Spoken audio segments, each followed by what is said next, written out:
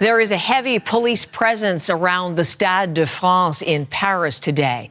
Team France is set to host the Israeli national soccer team for a UEFA Nations League match. Last night, pro-Palestinian protesters were out in the streets of Paris.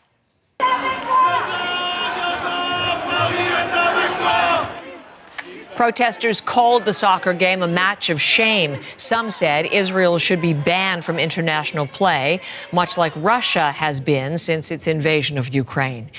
The protesters were also targeting a gala held in Paris last night, raising money for Israeli military efforts. The Israeli finance minister was among the invited guests but did not attend.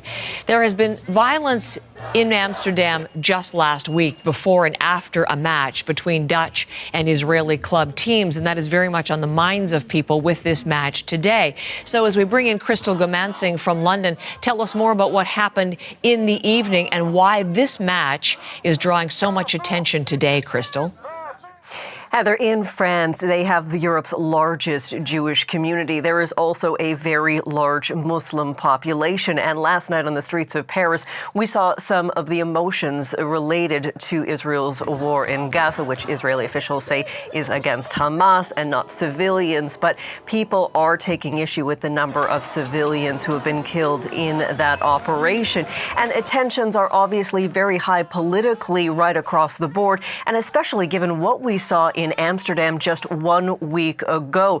Maccabi Tel Aviv fans, before a match with Ajax, there were clashes on the streets of Amsterdam. Following the match, there were what police described as riots, and what led to what Dutch officials called anti-Semitic violence, with Israeli fans being targeted, 5 hospitalized, 30 suffering what they called light injuries, and about 60 individuals arrested. So that is the context of the situation we are now seeing in Paris, France. Officials have declared the game tonight a high-risk event, but decided to let it go ahead.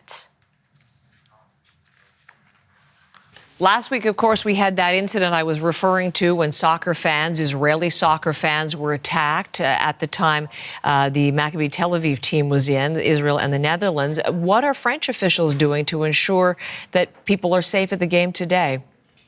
Well, the biggest one is the fact that they have 4,000 officers that have been deployed to secure the event. They will be at the Stade de France. They will be out at public transportation points. Officials will also be making use of video surveillance right across the city. The chief of police saying outright today that anyone sort of disturbing the peace will be dealt with extremely, extremely firmly. And we did hear from the captain of the Israeli team after practice on Wednesday saying so far he feels pretty safe. Everything is fine. We are feeling safe. And again, I want to thank the French government for the quiet environment they supply for us. And of course, it's not the ideal thing, but in the end, this is what it is. And we are thankful for that. Now, the French coach called the atmosphere heavy, saying they're trying to continue as normal, but it is not normal at the moment. There will only be Israeli and French flags permitted at the Stade de France tonight. About 20,000 tickets have been sold. Normally, you'd see that stadium can hold 80,000 individuals. And at the match tonight, we will see a number of dignitaries, including the French president, Heather. Crystal, thank you very much.